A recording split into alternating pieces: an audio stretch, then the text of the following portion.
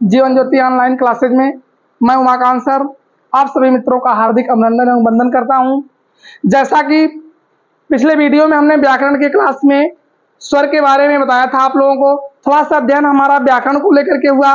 फिर व्याकरण पर जब हमने शुरुआत किया तो वर्ण पर आए और वर्ण के बाद वर्णमाला, वर्ण के भेद और वर्ण के दोनों भेद स्वर और व्यंजन, जिसमें से स्वर पर हमने एक विशेष कुछ जानकारी आपको दिया था। परंतु हमको जो पढ़ाना था उसी क्लास के बाद आप देखेंगे लगा हुआ हमारा बिल्कुल अगला क्लास होगा स्वर के भेद को लेकर के, तो आप उसको भी देखिएगा और तुरंत आपको तनिक भी अंतर देखने को नहीं मिलेगा। तुरंत शुरुआत होगी हमारी इस क्लास की। तो जैसे कि शुरुआत हमारी किस पर है, स्वर के भेद को लेकर के है, तो हम शुरू करते हैं अपनी क्लास स्वर के भेद। हम लोग देखते हैं तो स्वर के भेद के बारे में जब पढ़ते हैं तो कई आधारों पर स्वर का भेद किया जाता है। कभी जिह्वा के आधार पे, कभी ओष्ठ के आधार पे, कभी मात्रा के आधार पे, जिसको लेकर के बच्चे परेशान रहते हैं कि क्या आ गया, कैसा आ गया, कौन सा स्वर है। इसके लिए परेशान होने की बिल्कुल आवश्यकता नहीं है, थोड़ा सा ध्यान देने की जरूरत है। अब हम शुरुआत करते हैं स्वर के भेद में।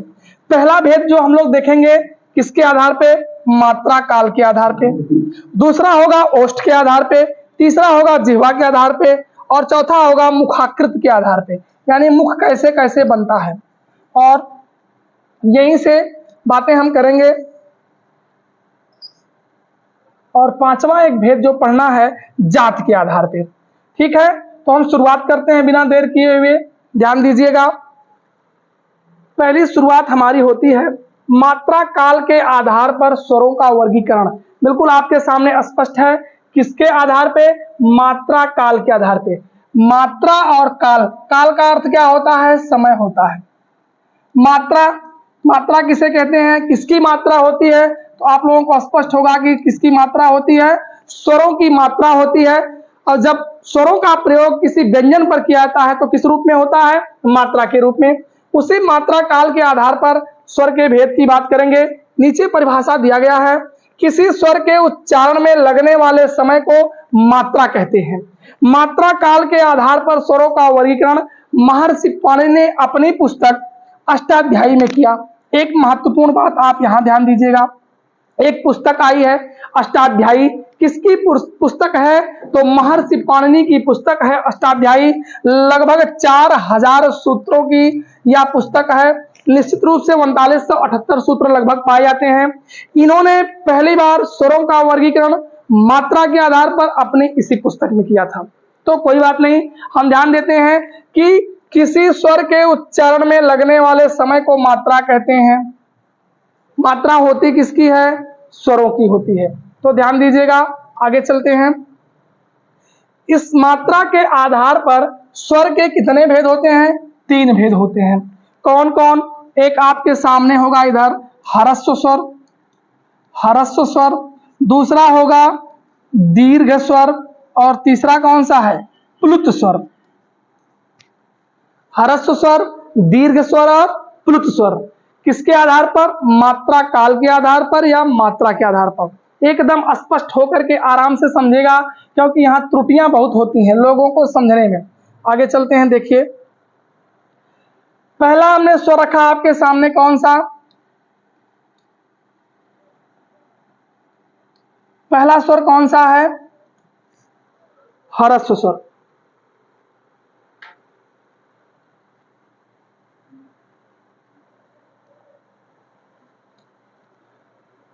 ध्यान दीजिएगा, पहला स्वर कौन सा है, ह्रस्व स्वर। ह्रस्व स्वर की परिभाषा यहां तो एक बार लिखिए, पढ़ ही लेते हैं।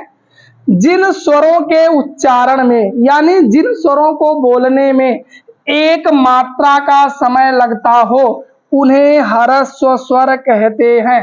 कितना समय लगता हो, एक मात्रा का समय, यानी कम समय लगता हो। अब एक मात्रा का समय क्या होता है, दिन मन में बात आती होगी कि एक मात्रा का समय कितना होता है सर जी।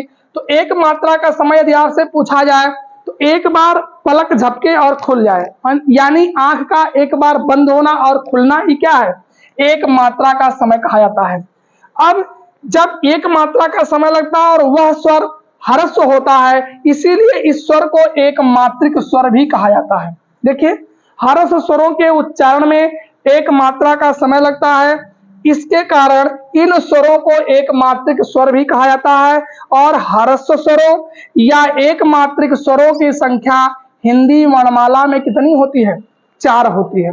यदि आपसे पूछा जाए एक मात्रिक स्वर या ह्रस्व स्वर कितने होते हैं, तो इनकी संख्या कितनी होती है?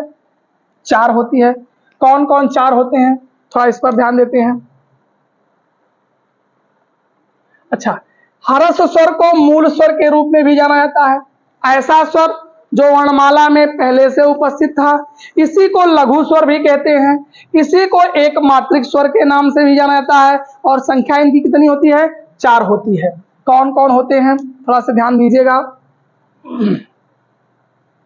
चलिए यही बता देते हैं, उदाहरण लगता है नहीं। चलिए,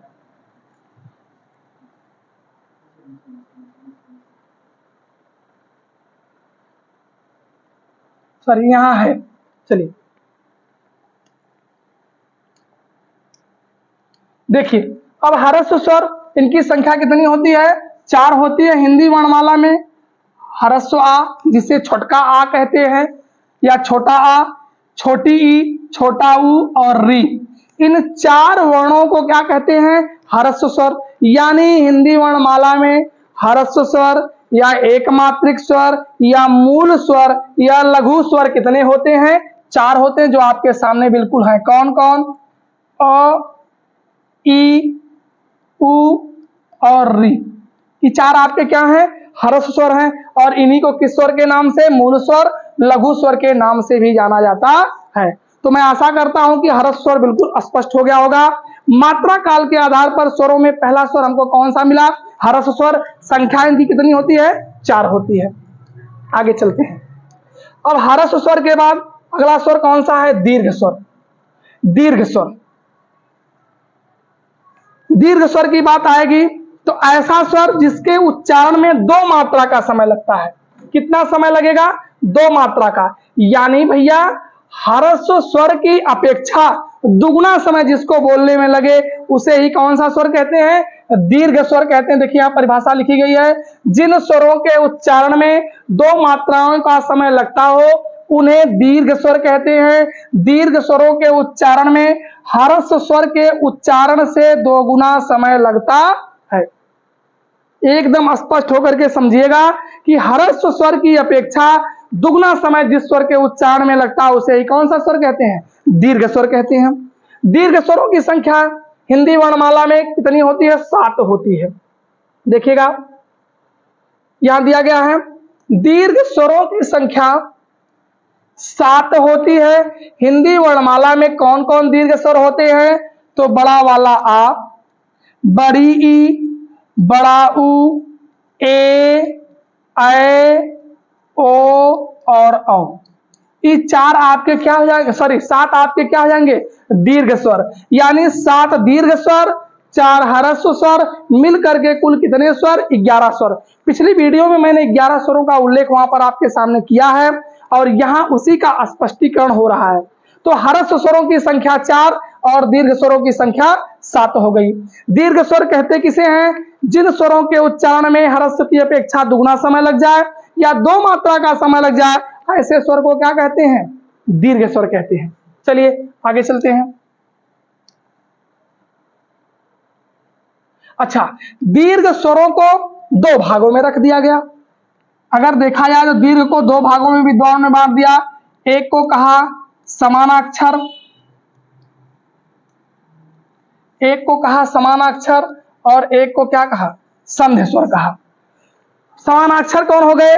2 समान स्वरों के योग से बनने वाले दीर्घ स्वर को समानाक्षर स्वर कहते हैं। दीर्घ स्वर को ही 2 कैटेगरी में बांट दिया। अभी तक हमने मात्रा काल के आधार पर 3 स्वर बताया, ह्रस्व स्वर, दीर्घ स्वर और प्लुत स्वर। ह्रस्व स्वर 4 होते हैं, अ, ई, उ और री। दीर्घ स्वर 7 होते हैं। इन्हीं दीर्घ स्वरों को 2 भागों में बांट दिया गया। एक भाग कौन सा रखा गया? समानाक्षर। समानाक्षर किसे कहते हैं? नाम से ही लग रहा है, समान अक्षर से मिलकर के बने स्वर समानाक्षर होते हैं। यानी 2 स्वर जब धन के पहले मिले, मान लीजिए पहले भी आ बाद में भी आ, ये समान स्वर हुए, मिल करके जब नए स्वर की उत्पत्ति करते हैं इसे समानाक्षर कहते हैं। तो समानाक्षर स्वर थोड़ा से देख लेते हैं कौन कौन आपके सामने है। देखिएगा समानाक्षर स्वर में जैसे आपके सामने बड़ा वाला आ यहाँ दिया गया है, इसकी उत्पत्ति दो छोटे आ के मिलने से होती है। यानी दो छोटे आ आपस में विवाह किए, बड़ा आ तैयार हो गया। दो छोटी ई यहां मिली, बड़ी ई तैयार हो गई। दो छोटे ऊ मिले, बड़ा ऊ तैयार हो गया। यानी धन के पहले और धन के बाद एक ही कंपनी के स्वर हैं, एक ही जात के स्वर हैं, समान अक्षर वाले स्वर हैं, इसलिए इनको समानाक्षर स्वर कहा गया। अगर दीर्घ स्वरों में कहा जाए कि समानाक्षर स्वरों की संख्या कितनी होती है तो 3 होती है। दीर्घ स्वर में समानाक्षर स्वर कितने होते हैं? 3 होते हैं, बड़ा आ, बड़ी ई और बड़ा ऊ। इसी दीर्घ स्वर का अगला भेद देखिएगा जिसे संधि स्वर के रूप में जानते हैं। संधि स्वर दो असमान, ध्यान दीजिएगा, दो असमान स्वरों के योग से बनने वाले दीर्घ स्वर को संधि स्वर या इसी को संयुक्त स्वर भी कहते हैं। कौन सा स्वर कहते हैं? संयुक्त स्वर। परीक्षाओं के लिए बहुत महत्वपूर्ण, जितनी बार इसको स्टार कर लीजिए कम है, क्योंकि बार बार प्रश्न या तो संयुक्त स्वर पूछा जाएगा या व्यंजन में हम आगे आपको पढ़ाएंगे संयुक्त व्यंजन या संयुक्त व्यंजन पूछा जाएगा।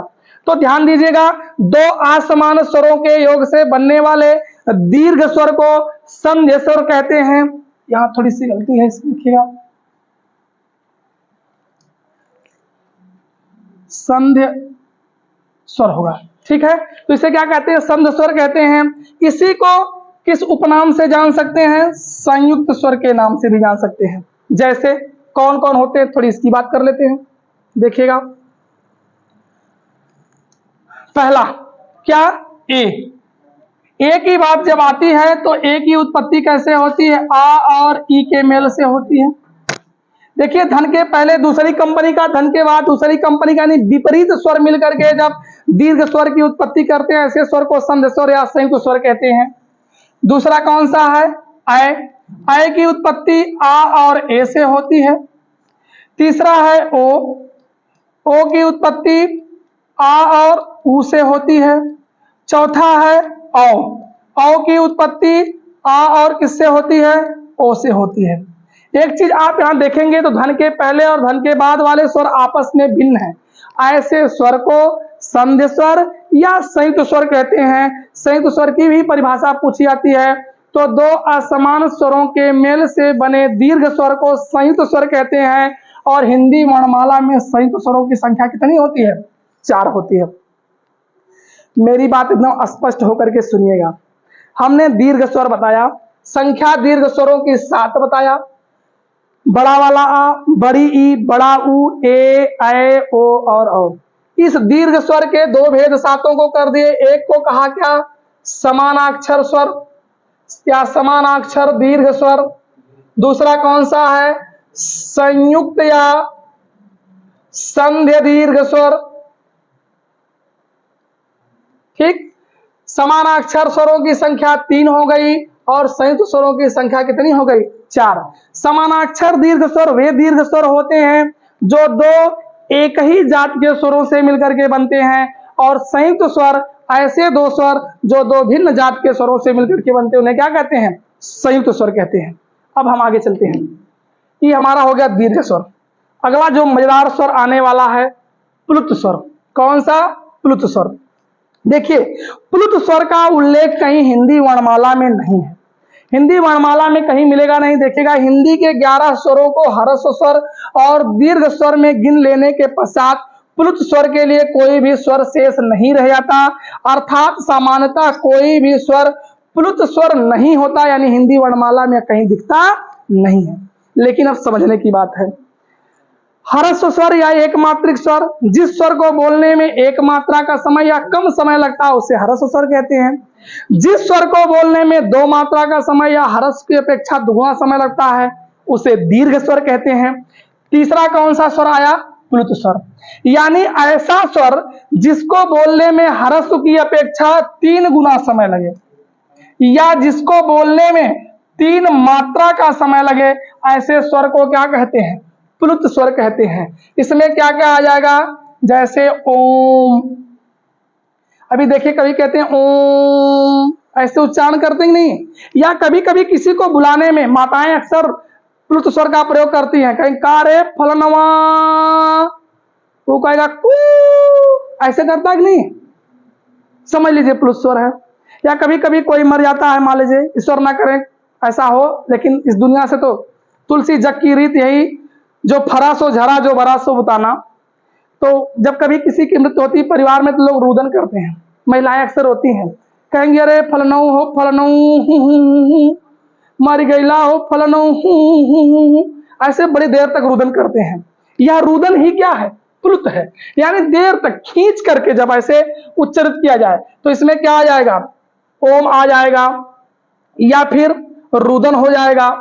या कभी कभी आप मुर्गा देखते हैं बोलता है तो अभिन्न प्राणी तीनों स्वरों का उच्चारण करता है, पहले कहेगा कुक, कुड़ुक, कू, ऐसा करता है कि नहीं करता है। तो देर तक यानी 3 मात्रा का समय लेकर के जब उच्चारित किया जाए कोई स्वर या किसी ध्वनि का उच्चारण हो, उसे ही क्या कहते हैं, प्लुत स्वर कहते हैं। अतः जिन स्वरों के उच्चारण में 3 मात्राओं का समय लगता है ऐसे स्वर को क्या कहा जाता है, प्लुत स्वर कहते हैं। बिल्कुल आपके सामने स्पष्ट हो गया होगा कौन सा स्वर, प्लुत स्वर। प्लुत स्वर में कोई दिक्कत, ठीक ने, कैसा है, कौन है प्लुत स्वर, यानी जिस स्वर को बोलने में 3 मात्रा का समय लगता है या ह्रस्व की अपेक्षा तिगुना समय लगता है, ऐसे स्वर को क्या कहते हैं, प्लुत स्वर कहते हैं। चलते हम आगे, मात्रा के आधार पर स्वर समाप्त। अब बात आती है ओष्ठ की आकृति के आधार पर स्वर के भेद। ओष्ठ की आकृति के आधार पर स्वर के 3 भेद होते हैं, सॉरी, ओष्ठ की आकृति के आधार पर स्वर के 2 ही भेद होते हैं। अभी देखिएगा, थोड़ा से आगे चलते हैं। ओष्ठ की आकृति, हिंदी के समस्त स्वरों का उच्चारण करते समय हमारे होठों, ओष्ठों की एक विशेष आकृति बनती है जिसके आधार पर स्वरों का वर्गीकरण किया गया है। ओष्ठ की आकृति के आधार पर स्वर के कितने भेद होते हैं, 2 भेद होते हैं। एक कौन, वृत्ताकार स्वर, या इसी को कहते हैं वर्तुल स्वर, या इसी को कहते हैं गोलाकार स्वर। और दूसरा कौन है, अवृत्ताकार, या इसी को कहते हैं अर्धवर्तुल, अर्धवर्तुल, या इसी को अर्धवृत्ताकार कहते हैं। तो ऐसा स्वर जिसके उच्चारण में मुख बिल्कुल गोल हो जाए, ऐसे इस स्थिति में हो जाए तो उसे क्या कहते हैं, वृत्ताकार स्वर कहते हैं। और ऐसे स्वर जिनके उच्चारण में मुख अर्धवृत्ताकार, चपटा सा हो जाए, इधर गोल लेकिन इधर चपटा हो जाए, ऐसे स्वर को अवृत्ताकार या अर्धवर्तुल या अर्धवृत्ताकार स्वर कहते हैं। तो होस्ट की आकृति के आधार पर स्वर के कितने भेद हैं, होस्ट की आकृति के आधार पर स्वर के 2 भेद हैं। कौन कौन, एक है वृत्ताकार और दूसरा है अर्धवृत्ताकार। इसी को वर्तुल कहते हैं और एक को दूसरे को क्या कहते हैं, अर्धवर्तुल कहते हैं। ध्यान दीजिएगा, बात करते हैं अब इस पर।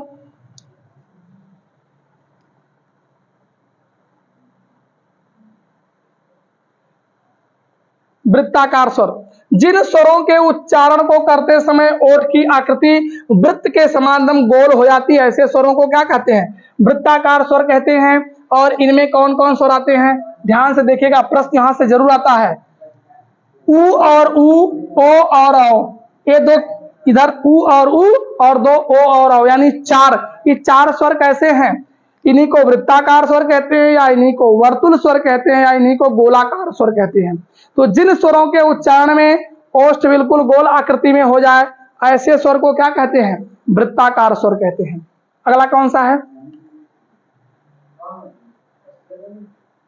अवृत्ताकार या अर्धवृत्ताकार या अर्धवर्तुल स्वर।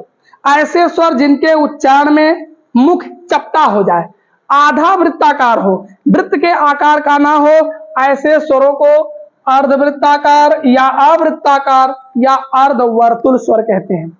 इनकी संख्या कितनी होती है, 7 होती है। कौन कौन होते हैं, 4 जब उधर हो गए तो जो 7 बचे हैं वही होंगे। लेकिन देखिए मैंने यहां लिखा है, इनको ध्यान दीजिएगा।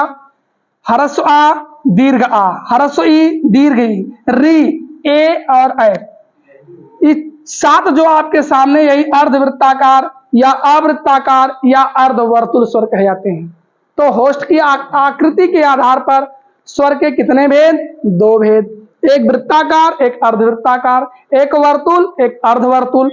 अब आगे चलते हैं, ये हो गया आपका किसके, होस्ट के आधार पे। अगला है जिह्वा के आधार पे। जिह्वा के आधार पे स्वर के 3 भेद हैं। अब इसमें जिह्वा का कौन सा भाग सक्रिय होता है, अग्रभाग, मध्य भाग और पश्च भाग, उसके आधार पर स्वरों को 3 भागों में बांटा गया है। तो जिह्वा के आधार पे स्वर के कितने भेद होते हैं? 3 भेद। कौन कौन? एक होता है अग्रस्वर, एक होता है मध्य स्वर और एक होता है पश्च स्वर। सामान्य सा प्रश्न यही आएगा, ओष्ठ की आकृति के आधार पर स्वर के कितने भेद? 2 भेद। जिह्वा के आधार पर स्वर के कितने भेद? 3 भेद। कौन कौन? अग्रस्वर, मध्य स्वर और पश्च स्वर। आगे देखते हैं, इस पर बात करते हैं। देखिएगा, अग्रस्वर, जिन स्वरों का उच्चारण करते समय जिह्वा का अग्रभाग क्रियाशील हो, यानी अगला भाग क्रियाशील हो और उसी भाग में कंपन होता हो, ऐसे स्वरों को क्या कहते हैं? अग्रस्वर कहते हैं। अग्रस्वर यानी जिह्वा का अगला भाग जिस पर सक्रिय हो। अग्रस्वर में कौन कौन आएंगे? 5 आते हैं अग्रस्वर में। कौन कौन? एक आएगा ई और ई, यानी ह्रस्व ई और दीर्घ ई, ए और ए तथा री। अग्रस्वर में क्या क्या, इसी को ध्यान से देखिएगा, यहीं से क्लियर हो जाएगा। ई और ई, ए और ए तथा री, इसको क्या कहते हैं? अग्रस्वर कहते हैं। अगला कौन सा होगा? मध्य स्वर होगा। अग्रस्वर की संख्या 5 होती है हिंदी वर्णमाला में। ई और ई, ए और ए तथा री को क्या कहते हैं? अग्रस्वर कहते हैं। अब इसके बाद फिर क्या है भैया? मध्य स्वर। ऐसे स्वर जिनके उच्चारण में जिह्वा का बीच वाला भाग सक्रिय होता है, ऐसे स्वर को क्या कहते हैं? मध्य स्वर कहते हैं। और हिंदी वर्णमाला में मध्य स्वरों की संख्या एकमात्र होती है। कौन? ह्रस्व आ, यानी मध्य स्वर में कौन आएगा? ह्रस्व आ। इसी को उदासीन स्वर के रूप में भी जानते हैं। तो कोई बात नहीं, लेकिन जिह्वा के आधार पर मध्य स्वर में एकमात्र स्वर आता है। पूछा जाता है, कई बार परीक्षाओं में पूछा गया है, कौन आएगा? ह्रस्व आ। मध्य स्वर में कौन आ जाएगा? ह्रस्व आ। बचा कौन? अगला है पश्च स्वर। जिन स्वरों के उच्चारण में जिह्वा का पश्च यानी पिछला भाग सक्रिय होता है, पिछला भाग क्रियाशील होता है, उन्हें पश्च स्वर कहते हैं। पश्च स्वरों का उच्चारण करते समय जीभ के पिछले भाग में कंपन होता है, इसीलिए इस स्वर को पश्च स्वर कहते हैं। और पश्च स्वरों में कौन कौन स्वर आएंगे? तो इनकी भी संख्या 5 होती है। कौन कौन होते हैं पश्च स्वर में? दीर्घ आ, उ और उ, ओ और औ। ठीक है, दीर्घ आ, उ और उ, ओ और औ। अग्रस्वर में ई और ई, ए आई और री। अग्रस्वर में ई और ई, ए और ए तथा री। मध्य स्वर में खाली ह्रस्व आ और पश्च स्वर में दीर्घ आ, उ और उ तथा ओ और औ। याद करिएगा, जितने भी 3 आकृति वाले हैं, ऐसे याद करिए, याद हो जाएगा। जितने भी 3 आकृति वाले हैं, ऐसे देखिए, यहाँ 3 जैसी आकृति बनी, यहाँ 3 जैसी, यहाँ 3 जैसी, यहाँ 3 जैसी, यहाँ 3 जैसी। ये ट्रिक है समझने का। 3 आकृति वाले को पीछे कर दीजिए, समझ रहे हैं? 3 को पीछे करिए बस, यानी पश्च स्वर। इसके बाद आ हो जाएगा मध्य स्वर में, और जो बचेगा वो क्या हो जाएगा? अग्रस्वर हो जाएगा। तो मैं आशा करता हूं कि जिह्वा के आधार पर भी स्वर के भेद आपको समझ में आ गए होंगे। इस प्रचंड गर्मी में इतनी मेहनत हो रही है, तो आप इसको प्रयास में लाइएगा, कोशिश करिएगा पढ़ने के लिए। ठीक है, मैं आगे चलता हूं। अब जिह्वा के आधार पर स्वर के भेद हो गए। अब है जात के आधार पे। जात के आधार पे स्वर के 2 भेद होते हैं। एक होता है कौन सा?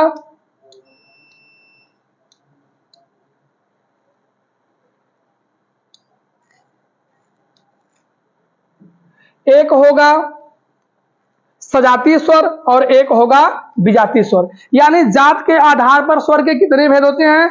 2 भेद होते हैं। एक है सजाती और एक कौन सा है? विजाती है। ध्यान दीजिएगा, सजातीय स्वर, एक मिनट देखिएगा।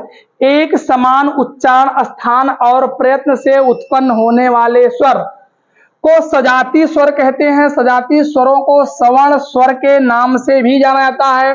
हिंदी वर्णमाला में आ और आ, ई और ई, उ और उ परस्पर सजातीय स्वर होते हैं। खूब बढ़िया समझिएगा मेरी बात।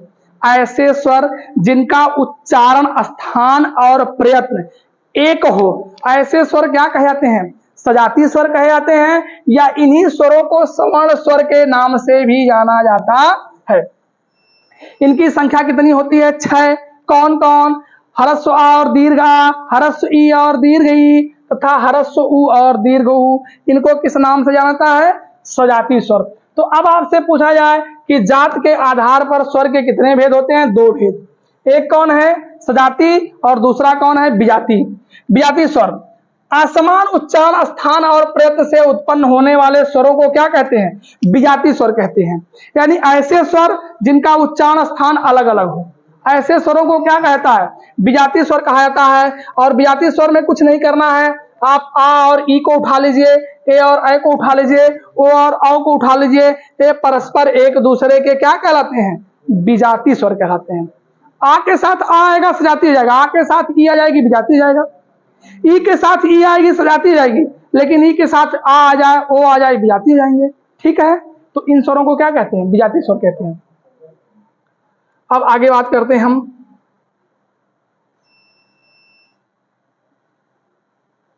अच्छा, तो ये आपके सामने हमने आज स्वरों के भेद को बता दिया। हमारा ये अंतिम स्वर का भेद था। इस प्रकार अब अगला वीडियो स्वर से हमारा लगभग समाप्त आएगा। हमने पिछले वीडियो में आपको स्वर की संख्या पर बात किया था कि स्वरों की संख्या कितनी होती है? 11 होती है। और 11 स्वरों के बारे में फिर बता दिया था कि कौन कौन 11 होते हैं। फिर उसी के बाद हमने यहाँ स्वर के भेद पर बात किया।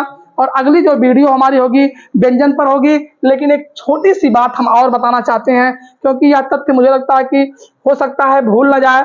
एक बात यहाँ कर लेते हैं, हम हिंदी वर्णमाला में ही अयोगवाह की बात कर लेते हैं। बहुत महत्वपूर्ण है और परीक्षाओं में पिछली बार यूपी टेट और जो अब तक की 69,000 वैकेंसी हुई है उसमें भी यह प्रश्न पूछा जा चुका है। अयोगवाह, हिंदी वर्णमाला में अयोगवाहों की संख्या कितनी होती है? 2 होती है।